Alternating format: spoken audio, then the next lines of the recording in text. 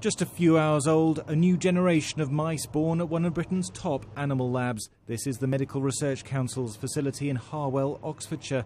55,000 mice are housed in cages, many of them genetically modified to mimic aspects of human disease. Diabetes, obesity and the conditions of old age.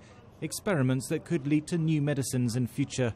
Everything a mouse needs within this cage, so it's got access to food, it's got access to water. The animal house is clean, the mice well cared for. It's an image that scientists want to show the world. We've always had such a bad press, as you rightly say, the things that they can actually see on the internet or they can see posters. And really it's time for us to be able to educate people and say, well, actually, this is what goes on, and this is a real important part of the research that's required. The government will today set out measures to reduce the use of animals in experiments, such as these neurological tests.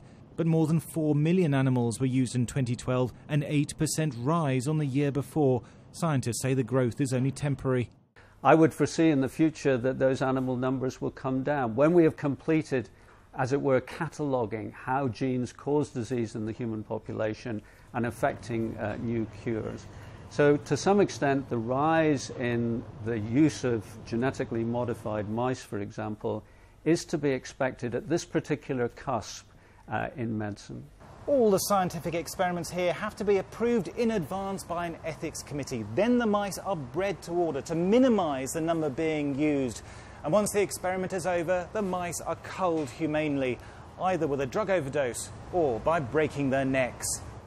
But opponents to animal research say the experiments are inhumane.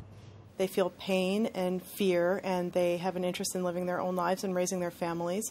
And we have absolutely no right to test on them, whether it's a benefit to us or not. Animal testing is still controversial, but scientists insist they have nothing to hide. Thomas Moore, Sky News.